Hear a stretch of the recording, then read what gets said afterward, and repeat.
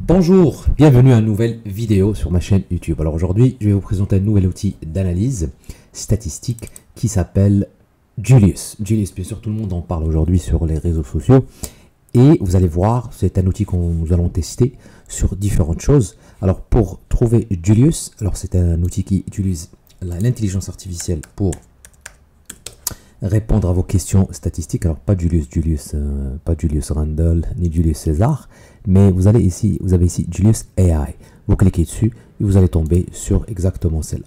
Alors je vais vous expliquer un tout petit peu certaines choses. Alors je pense qu'il n'y a pas une version en français pour la plateforme. En fait c'est un truc en web complètement, pas comme R par exemple. C'est comme ChatGPT. Et vous pouvez l'utiliser directement bien sûr sur le web. L'idée c'est que vous avez différentes possibilités de vous abonner. Alors si vous l'utilisez gratuitement, moi j'ai juste ce plan ici de 20 $. Si vous faites gratuitement, alors ça va fonctionner un tout petit peu, ensuite ça va s'arrêter. Il vous donne vraiment, c'est très limité. Lorsque vous payez le minimum 20 $, il vous donne la possibilité de faire 250 messages par mois. Alors on va voir ce que ça veut dire tout ça. Voici l'interface. L'idée c'est que vous allez cliquer directement sur New Thread, c'est-à-dire un nouveau flux d'informations, et là vous allez tomber sur cette page. Et cette page, il va juste vous demander d'insérer une base de données, un fichier, qu'il soit Excel ou CSV, et puis vous pouvez commencer l'analyse. Alors voici les différents types d'analyse qu'il vous permet de faire. Aujourd'hui je vais vous faire une présentation sur des données quantitatives, mais je vais vous montrer également la possibilité de faire pour les données qualitatives. Alors aujourd'hui on va vraiment tester la performance de cet outil pour voir un tout petit peu est-ce que vraiment ça en vaut le coup de s'abonner à ce type d'outil ou pas. Quick Visualization, c'est-à-dire que vous allez faire une visualisation rapide, cleaner, c'est-à-dire nettoyer la base de données, faire des tests, faire une analyse de série temporelle ou bien extraire des tableaux à partir de fichiers PDF. Donc on va commencer par le b.a.-ba. Alors voici, je vous ai mis sur un document Word ce que je vais lui demander de faire. Je vais lui insérer une base de données. On va commencer par d'abord des statistiques descriptives, ça c'est basique, même ChatGPT fait ça. On va ensuite faire des corrélations, la même chose. La représentation graphique, on va la faire parce que j'ai suivi un tout petit peu le plan. Si vous faites de la recherche, parce que c'est un outil quand même qui est dédié à la recherche. Donc si vous faites de la recherche et que vous souhaitez vraiment utiliser un outil AI, intelligence artificielle aujourd'hui, c'est vraiment possible. Et on va voir à quel point vous pouvez vraiment l'utiliser. Est-ce que vous pouvez vraiment faire toutes les analyses avec ou bien une partie des analyses. Ensuite, ANOVA. On va faire une ANOVA. SEM, les équations structurelles. Et puis, on va lui demander quand même de nous rédiger un petit rapport. Après, vous pouvez le traduire parce qu'il va bien sûr le produire en anglais. Donc, de 1 à 6, c'est généralement principalement on va dire les techniques que vous allez utiliser dans un travail de recherche en sciences sociales. Voilà, globalement, c'est ça ce que vous allez faire. Alors, on va commencer par les statistiques descriptives, on va passer ensuite aux corrélations et après aux représentations graphiques. Alors, on va insérer un fichier. Alors, j'ai déjà un fichier quelque part, dataset. Alors, ce que je vais quand même préférer vous montrer, c'est que je vais vous montrer exactement ce que moi, j'ai obtenu en utilisant R. J'ai analysé la même base de données. J'ai déjà obtenu des résultats bien avant, bien sûr. Et on va essayer de comparer pour voir vraiment est-ce qu'il nous donne exactement la même chose ou pas. Voilà. Donc, première étape, généralement, bien sûr, c'est de faire une analyse descriptive. Alors, je vais lui donner des prompts, on va dire des ordres à exécuter. Et puis, bien sûr, le changement de mots dans les ordres, c'est pas un problème. Mais dans la globalité, il faut quand même respecter certaines choses. Alors, ici, on peut rajouter d'autres fichiers, mais on va se limiter à celui-là. Alors, ce que je vais faire, c'est que je vais cliquer sur la flèche ici pour qu'on puisse quand même visualiser ce fichier-là. Et là, on va commencer cette discussion avec Julius. Voilà. Donc, en fait, il utilise Python par défaut. J'ai oublié de parler de ça. Vous avez ici la possibilité de cliquer ici, de changer à R. Si vous préférez R, vous avez déjà utilisé R et que vous souhaitez par la suite, bien sûr, copier-coller le code sur R pour améliorer, pour changer certaines choses, etc. Vous avez toujours cette possibilité de le faire. Alors, il utilise également d'autres outils comme Claude, etc. On va voir ça pour, par exemple, l'analyse qualitative. Donc, voici la base de données. Je vous explique un tout petit peu de quoi il s'agit. Vous avez ici des entrepreneurs. On leur a posé des questions, différentes questions. Là, ça, c'est juste l'identifiant. Première question sur l'utilisation de la technologie. Combien d'heures ils utilisent un smartphone par jour. Ensuite, détachement. Ça, c'est une variable de détachement par rapport au travail. La relaxation après le travail. La maîtrise du temps libre montrer le travail. Alors, on a MAS jusqu'à MAS 5. Le contrôle, la maîtrise pardon, des activités qu'on fait et le contrôle du temps libre. Qu'est-ce qu'ils font pendant leur temps libre? Est-ce qu'ils sont en contrôle de ce temps libre quand CON1 jusqu'à CON3. Après, on a le bien-être. Ce sont les 4 variables ici. On a gender, c'est le sexe de la personne, le genre, et puis l'âge et la taille de l'entreprise. Alors l'âge, en fait c'est pourquoi on a 4, 5, etc. C'est juste l'âge de l'entreprise. Combien d'années l'entreprise existe. Vous avez juste ici la partie, les 5 premières lignes, c'est tout.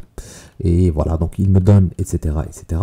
Alors, ce que je vais lui dire, je vais lui expliquer, ça c'est fondamental, de lui expliquer que ces variables-là concernent le détachement, celle-là, la relaxation, etc. Pourquoi? Parce qu'on va commencer les statistiques descriptives et ça ne sert à rien, bien sûr, de présenter chaque item séparément. Dans la recherche, vous allez créer une variable et ça, il ne peut pas le savoir, même si c'est de l'intelligence artificielle, mais bien sûr, il ne peut pas comprendre cela. Donc, je vais lui dire det, alors c'est detachment variable, ça c'est fondamental. Deuxième chose, c'est, alors je vais respecter l'ordre, role c'est relaxation. Mass, c'est mastery. Bien sûr, vous connaissez votre base de données. Hein. Chacun connaît les différentes questions qu'il a posées dans le questionnaire de départ. Et bien sûr, vous pouvez faire ça. Alors, intra WB, c'est well-being. Je vais lui dire, etc. Donc, create. Et ça, c'est fondamental. Il faut lui dire create means for the variables, not the items, and produce or provide descriptive statistics. Rappelez-vous, ça c'était la première étape. Alors je reviens sur le Word, c'était les statistiques descriptives. Mais il ne peut pas savoir qu'il s'agit de la même variable. Il faut quand même lui dire ça.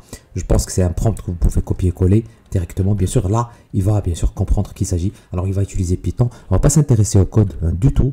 Nous, on va juste voir le output. Est-ce qu'il peut aller avec nous jusqu'au bout? Regardez, il a bien fait ça. Alors, il a fait Technology Usage, Detachment, Relaxation, Mastery Control. Et après, il a rajouté Well-being, Gender, Age. Bien sûr, ça ne change pas. Alors, ça ne sert à rien de donner, bien sûr, les moyennes, etc. Là, ça vous montre qu'il est quand même un peu bête, parce qu'on ne peut pas trouver la moyenne de l'âge, la moyenne de gender, ça ne sert à rien. Donc, il a fait ça, c'est bien dommage. La matrice de corrélation, alors là, il a brûlé quand même les étapes, mais c'est pas grave. Logiquement, c'est quelque chose quand même qu'on doit produire. Alors, on a fait les corrélations là, avec la matrice, et vous voyez bien ici, par exemple, que detachment, il est positivement corrélé avec la relaxation, avec la maîtrise et le contrôle, qui est tout à fait logique. Le bien-être devrait également être corrélé positivement avec la relaxation, avec la maîtrise, regardez ici, et avec le contrôle. Bon, pour l'âge, par exemple, gender, vraiment, il n'est pas corrélé. Regardez, gender, on est que sur des 0, etc. C'est vraiment très, très, très loin de 0,4, 0,5, etc.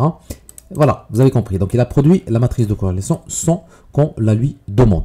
Vous pouvez également rajouter heatmap, mais bon, ça, c'est pas nécessaire. Donc, il a déjà fait ça. Maintenant, on va faire la représentation graphique et on peut lui dire produce visuals to ou là, je vais dire that you think are useful. Et on va voir, bien sûr, ce qu'il va produire, parce que l'idée, ce n'est pas de diriger vers un visuel. Il y a certains étudiants, par exemple, qui ne sont pas à l'aise avec les différents types de visuels, ils ne savent pas quel visuel utiliser. Et là, bien sûr, il sait que, par exemple, le gender, c'est une variable intéressante. Et regardez bien, il a utilisé ça. Parce que gender, c'est le genre. Et donc, ça serait bien quand même d'avoir la distribution du détachement, de la technologie, l'utilisation, la relaxation, en fonction du genre. C'est vraiment intéressant comme idée. Et là, c'est bien. Donc, vous, si vous n'êtes pas très à l'aise avec les graphiques, il vous dirige un tout petit peu. Regardez ici, pas de différence majeure par rapport au détachement. La même chose ici par rapport à la relaxation. Donc, il n'y a pas de différence majeure. D'ailleurs, dans la matrice de corrélation tout à l'heure, on avait quand même vu ça. Mais bon, il n'a produit que ça. C'est quand même un peu timide. Donc, voilà, these box plots will help us to understand the potential differences in these variables. C'est vraiment pas très intéressant. Ensuite, il n'a pas produit les graphiques. Alors, vous pouvez avoir des graphiques intéressants, par exemple. On pourrait lui dire de well-being by gender graph. Alors, il n'a pas produit le bien-être et il n'a pas produit la relaxation. Il l'a fait.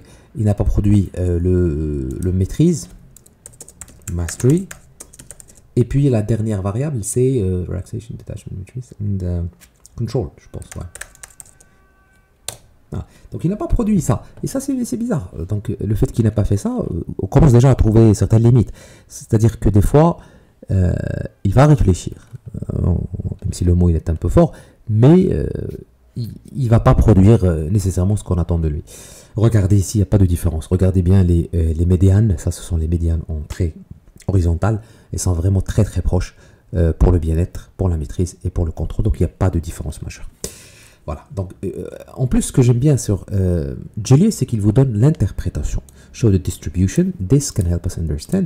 Alors après, il vous dit, etc., etc. This visualization can help identify, etc., etc. If you'd like to specific analysis. Donc il vous demande bien sûr la possibilité de rajouter une analyse supplémentaire si vous le souhaitez. Mais graphiquement, si vous ne savez pas lire, vous pouvez lui dire qu'est-ce que ça, est-ce qu'il y a une différence? There are any significant. Donc, en fait, vous pouvez lui dire est-ce qu'il y a de différences majeures en fonction des graphiques ou pas. Là, je peux vous dire qu'il n'y a pas de différence majeure. Alors, on va passer l'étape numéro 4, ANOVA. Alors, pour faire une ANOVA, j'ai déjà des vidéos. Alors, j'ai des vidéos sur tout ça. Hein, si vous cherchez dans les playlists, j'ai des vidéos sur les corrélations, les statistiques descriptives, les graphiques et ANOVA, etc. C'est la même chose.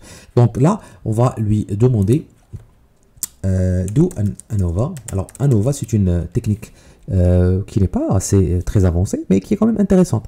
On va lui dire fais une ANOVA. La variable dépendante, ça va être le bien-être, well-being, as DV. Alors, DV comprend que c'est dependent variable, IV, independent variable. Donc, DV, c'est clair que c'est la variable dépendante. By, alors là, je vais lui dire gender and size. Alors, rappelez-vous, size, c'était, on avait différents types de taille de l'entreprise. Taille 1, taille 2, taille 4. Donc, ce n'est pas une variable vraiment quantitative. C'est juste une variable qualitative dans notre base de données. Je vais revenir à cette base de données en haut. Regardez ici. Voilà. Donc, ici, sur la base, size, c'est juste 1, 2, 3. Alors, en fait, il n'y a que 3 tailles, je crois. Maximum 4. Gender, c'est 1, 2. 1 pour homme, 2 pour femme. Et ça, c'est juste la taille de l'entreprise. Et c'est une variable qu'on peut considérer qualitative dans notre exemple. Et donc là, il va faire une ANOVA. Alors, l'ANOVA, c'est quoi? Il va nous tester, est-ce qu'il y a une différence? Là, on va chercher les p-values. Bien sûr, pour gender, vous voyez bien que la valeur de probabilité n'est pas significative. Donc, ça veut dire que le genre ne différencie pas les entrepreneurs quant à leur bien-être. Size, c'est une, regardez ici, la valeur est très très faible, E à la puissance moins 8, 2,81 fois E à la puissance moins 8. Donc, c'est une valeur proche de, très très proche de 0. Et donc, la taille de l'entreprise influence le bien-être. Et puis, là, il vous rajoute l'interaction entre les deux, interaction. Et ça veut dire qu'il va multiplier le genre fois size. Il va bien sûr vous donner, et vous trouvez que ici, c'est pas significatif. Donc, la seule significativité se situe au niveau de la taille de l'entreprise. Je pense qu'il va vous expliquer tout ça. Size, the p-value is extremely low, suggesting a statistically significant effect. Voilà. Donc, l'interaction n'est pas significative, donc c'est bien. Il vous fait un tableau ANOVA, même si ce n'est pas un tableau parfait. Mais quand même, vous pouvez cliquer ici sur Export et vous pouvez choisir CSV ou bien un fichier Excel. Voilà. Parfait. Donc, jusque-là, vraiment, c'est un outil efficace. Si vous êtes très mal à l'aise dans les analyses, il va vous faire tout ça. Si vous avez un fichier correct dès le départ et que vous lui expliquez un tout petit peu les variables et ce que vous souhaitez faire. Simple. Alors là, on va passer à une technique quand même qui est assez avancée, c'est les équations structurelles. Et on va lui dire de faire une analyse équation structurelle. Voici le modèle, je vais vous le montrer quelque part, je pense que je l'ai ici. Oui. Alors, voici le modèle que j'ai testé. Avec c'est la même base de données. Je dois l'avoir quelque part, oui. Voilà. Donc, en fait, on a les variables ici tout à l'heure. Rappelez-vous, detachment, relaxation, mastery, control, qu'on va lier directement à cette variable, l'entrepreneur, son bien-être. Le bien-être de l'entrepreneur. Et on va lui dire utilise tout ça, mais ne fait pas de régression. Parce que rappelez-vous, pour détachement, on a D1, D2, D3, D4. La même chose pour relaxation, mastery et control. Et la même chose pour le bien-être, on a 4 variables. Donc en fait, on peut utiliser une régression avec les moyennes, il n'y a pas de problème. Mais de préférence, pardon, on utilise quand même un modèle d'équation structurelle. C'est quand même plus adapté, surtout que j'ai ici 300 et quelques. Alors, je vais lui demander de faire cette analyse. Alors, do un SIM. Alors, s'il fait les équations structurelles, vous devez être à l'aise, bien sûr, parce que c'est quand même un modèle très avancé dans la recherche. C'est un modèle de régression, mais quand même qui est assez avancé.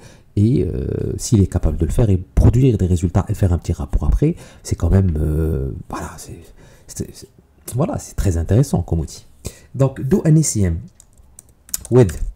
Alors là, il faut lui expliquer, parce que je reviens sur le modèle, il faut lui expliquer que le bien-être de l'entrepreneur, c'est la variable dépendante ici, pour regarder les flèches, et puis les autres sont les variables indépendantes. With well-being as DV. Donc DV, c'est variable dépendante, and detachment, mastery, control, and relaxation as IVs. Produce regression. Alors, il faut savoir que il faut qu'il nous produise un tableau de régression. On va appeler ça regression table and plot. Bien sûr, le graphique, c'est indispensable. Alors, moi, j'ai déjà fait tout ça. Je suis bien sûr, j'ai travaillé sur R et j'ai produit ce graphique. Bon, on va pas lui demander ce genre de choses, tout ce qui est préalable. Non, on veut juste voir s'il est capable de produire un tableau de corrélation de régression comme celui-là. Moi, j'ai déjà utilisé celui-là, mais j'ai utilisé une technique qui s'appelle PLS. Et on va voir, bien sûr, s'il est capable de faire PLS aussi.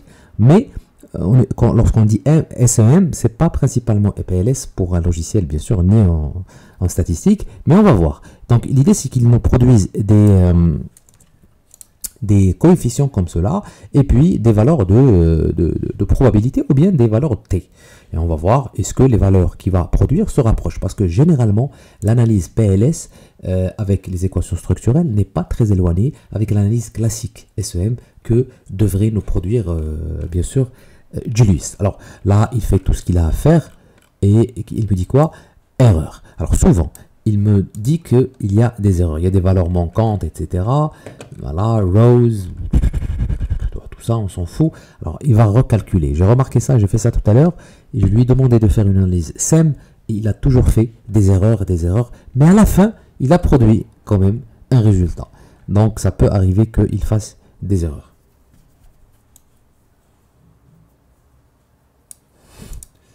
Voilà. Regardez, donc là, en fait, il n'a pas produit. Voilà. Il a fait un tableau de régression classique. Mais il n'a pas produit un tableau. Alors, le tableau de régression qu'il a produit ici, c'est OLS. OLS, ce n'est pas les équations structurelles. Là, il s'est complètement embrouillé. Et au lieu de produire un tableau de SEM, tout à l'heure, il l'a fait. Il m'a donné vraiment un tableau SEM. Mais là, il a fait OLS. OLS, c'est Ordinary Least Squares. Ça veut dire la régression des moindres carrés, c'est-à-dire la régression vraiment multiple, classique. Voilà. Et donc, il vous donne ici les résultats, mais ce n'est pas du tout des résultats des équations structurelles. D'accord? D'ailleurs, ça, c'est bizarre ce qui vient. L'average, tout ça, c'est pour les équations, pour les modèles de régression. Mais bon, c'est pas mauvais. This is not SEM analysis. Use SEM analysis. Not OLS. Donc, il a fait OLS. Et ça devrait pas être le cas. Voilà. Bon, on va voir s'il... I apologize, bien sûr. Il est très poli. C'est une bonne chose pour l'instant. Mais nous, là, il a utilisé CMOPI qui se trouve sur... c'est un package qui se trouve sur Python. Et donc, j'espère qu'il va donner le résultat. Mais je pense, souvent, il fait des erreurs lorsqu'il fait ça. Je ne sais pas pourquoi. Vraiment, il fait des erreurs. C'est un outil qui n'est pas vieux. C'est un outil qui est assez récent. Et donc, peut-être qu'il y a des choses à... Mais en tout cas, il fait vraiment le nécessaire. Il fait le modèle de mesure, le modèle de structure. Il n'y a pas d'erreur ici. Normalement, bien-être qui dépend du détachement, mastery, control, relaxation. Donc, tout ça, c'est correct. Rien à dire. Mais on va voir. Voilà. là, il dit SEM analysis was successfully conducted. Lorsque vous voyez ça, successfully conducted, ça veut dire que vraiment le modèle a été ressorti sans aucun problème. Mais regardez ce qu'il a fait encore une fois.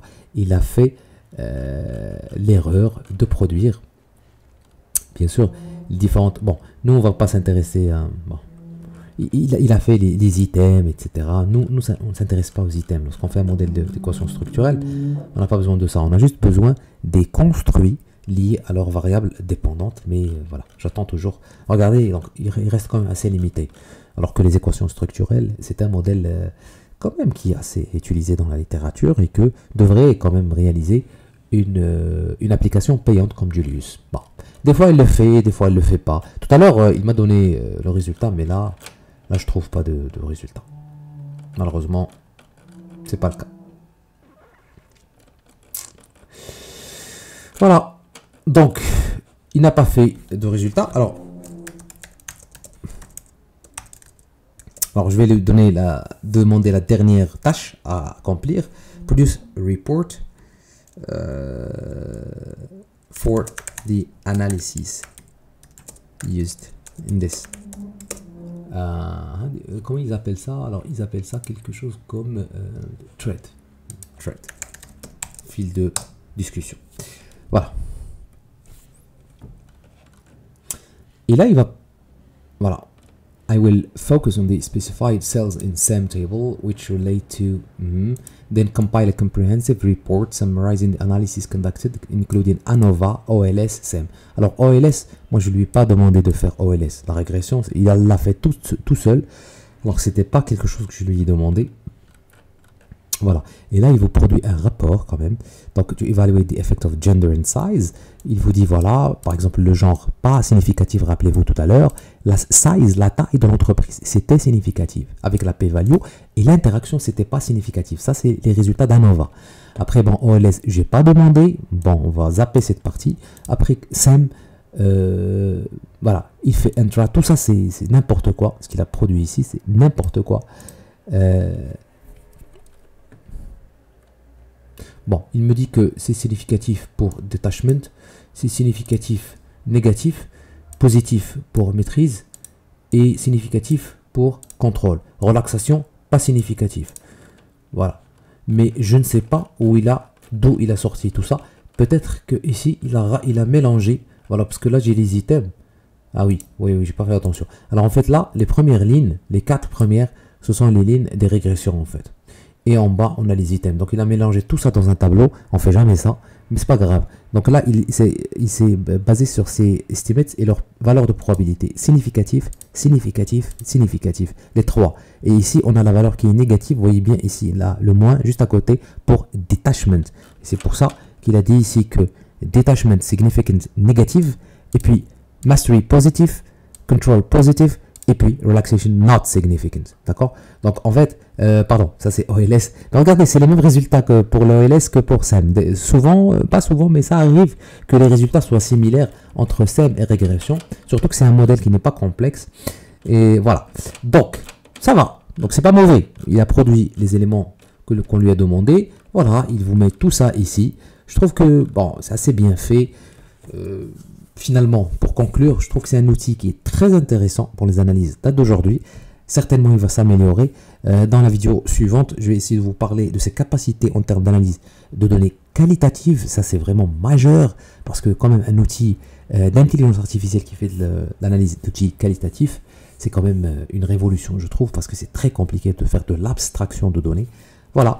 Je vous remercie pour le visionnage. Si vous avez une question, un commentaire, n'hésitez pas à les mettre dans les commentaires. Merci pour le visionnage et à la prochaine vidéo.